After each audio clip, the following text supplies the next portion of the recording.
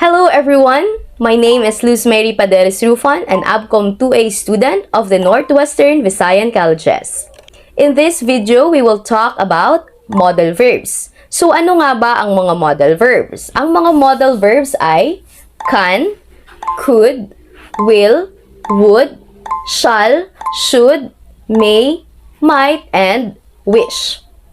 Paano nga ba sila gamitin sa paggawa ng sentences or pangungusap? Which is a lot of people are getting confused. Lagi nating tatandaan na kapag gumagamit tayo ng modal verbs ay laging kasunod ang action verb na tinatawag naman natin na main verb. Let's now start with the first pair of the modal verb na can and could. Lagi nating tatandaan na kapag gumagamit tayo ng can and could, it indicates capacity or kakayahan. Kakayahan to do something in the present or future. Yung can is the present tense of could at yung could naman is the past tense of can. So, example ng can kapag ginagamit natin siya sa ability or capacity in the present. Number 1, I can sing. Kaya kong kumanta. Number 2 example, Joanne can dance. So, kayang sumayaw ni Joanne. Number 3, Mia can speak 3 languages. So, meaning, kayang magsalita ni Mia ng 3 lengguwahe. Example naman ng could kapag ginamit natin siya sa ability or capacity in the past. Example number 1, I could play the piano when I was 8 years old. Meaning, kaya kong mag-play ng piano noong ako ay 8 years old. Number 2 example, I could watch the whole series of K-drama when I was younger. In Tagalog, kaya kong manood ng whole series ng K-drama nung ako ay bata pa. So, sa sentence ito, nagpapakita ng kakayanan. Can and could also indicates possibility. Ibig sabihin, pwedeng mangyari pero hindi ka sigurado. So, number 1 example, it could rain tomorrow. In Tagalog, pwedeng umulan bukas pero hindi ka sigurado. Pwedeng umulan, pwedeng hindi. Number 2 example, she could have been famous, but she did not want to. Let's move on to the second pair of modal verbs, yung will and yung would. Yung will is the present tense ng would, at yung would naman is the past tense ng will. Like what I have told you earlier, can and could indicates the ability of the person to do something. Yung will and would naman on the other hand indicates intention or willingness or kagustuhan na gawin ng isang bagay. Pag can, kaya mong gawin. I can sing, I can dance, I can write. Pero hindi lahat ng kaya mo ay willing kang gawin. So example number 1, Louie does not know how to dance, but he will. Ibig sabihin, willing si Louie na gawin ng isang bagay kahit hindi siya marunong. So, sa sentence na to, nagpapakita ng willingness. Example number 2, Leia will submit her assignment today. So, makikita yung willingness ni Leia na isubmit ang kanyang assignment ngayong araw. Okay, more example pa para mas maintindihan ang pagkakaiba ng can sa will. Joanne can write. Kayang magsulat ni Joanne. Joanne will write. Ibig sabihin, magsusulat si Joanne. So, kung makikita nyo, isang word lang kaya niyang ibahin ang meaning ng isang sentences or pangungusap. So, paano naman gamitin ang would? Would ang ginagamit kapag yung pinaplanong gawin ay hindi natapos or natapos na at hindi mo na magagawa. So, example, Mia would create a presentation for the meeting today if she had enough time. Gagawa pa sana ng presentation si Mia sa meeting ngayon kung may oras pa siya.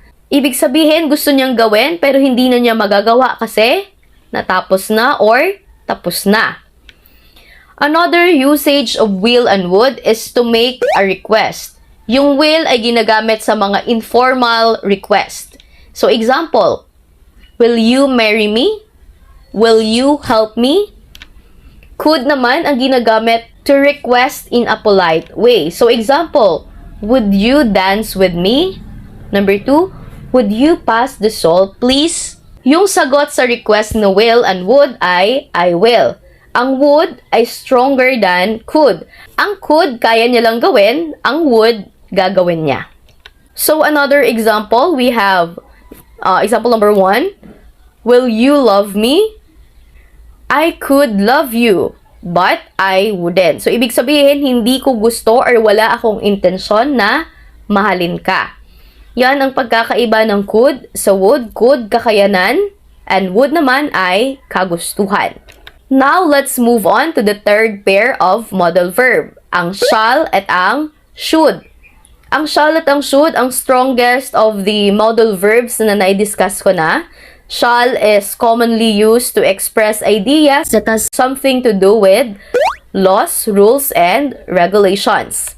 So, example, students shall not enter the classroom. Hindi dapat pumasok ang mga estudyante sa classroom.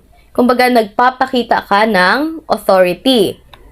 Ang shall and should naman ay highly possible. May possibility naman talaga na hindi mangyari, pero pag sinabi mong I shall, it is a promise, so gagawin mo. Ang should naman ay obligation, or it is something that you are required to do. So remember when General MacArthur said, I shall return. Isang mabigat na pangako na babalik siya kahit anong mangyari. Hindi niya sinabing, I will return, gusto kong bumalik. I could return, may kakayanan akong bumalik. Kundi, I shall return, babalik ako. So, yan ang difference ng could, would sa shall. Another example, I should be at the office at 8 o'clock in the morning. Kumbaga, obligasyon mong pumunta sa opisina kasi may trabaho ka. Another usage of should naman is when you are giving an advice. So, kunyari, may nangyaring trahedya. So, i-a-advise mo, you should call the police. So, another example, kunyari, merong party-party sa bahay ninyo next Sunday and nag-advise yung mother mo na you should invite your friends. Let's proceed naman sa modal verbs na may and might. May, maaari, might, baka. So, both are used to express possibility. Mas mataas yung possibility kapag ginagamit mo yung may at mababa lang yung possibility kapag might naman yung ginamit mo sa paggawa ng sentences. So, example, since she has shown interest in communication, she may enroll in the mass comm course next semester. Since na nagpapakita siya ng interest sa communication, maaari siya mag-enroll ng mass comm. Kumbaga, mataas ang posibilidad na mag-enroll siya. Number 2 example, she may leave early. Parang mataas yung possibility na aalis siya ng maaga. So, example naman ng might. Number 1, although she studied hard for the next exam, she might decide not to take it after all. So, nagpapakita ng less possibility, hindi sure kung itutuloy niya or hindi yung pag-take ng examination. May is used to express permission. Sometimes might can be possible but it is less common kasi laging ginagamit kapag nag-a-ask ng permission is may. So example, may I go to the mall tonight? May I seat her? Might is used to express what is hypothetical or mga imposibleng mangyari or hindi ka sigurado na mangyayari. So example, if I win the lottery, I might buy a house and lot. In Tagalog, kapag manalo ako sa loto, baka bibili ako ng house and lot. Ibig sabihin, hindi ka sigurado. Number 2, if you hurry, you might get there on time. Kumbaga, hindi ka rin sigurado na maaabutan mo siya kapag binilisan mo yung pagpunta. Let's proceed to the modal verb na must. Yung must is the modal of necessity. So, ibig sabihin, requirements or responsibility na kailangan mong gawin. Sa must, may mga tao or sitwasyon na humihila sa'yo na kailangan mong gawin or kailangan mo nang magdesisyon. So, example, I must record the result of my examination.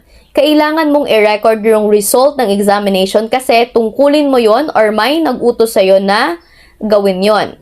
Let's proceed to the last modal verb na wish or subjunctive hypothetical, meaning imaginary.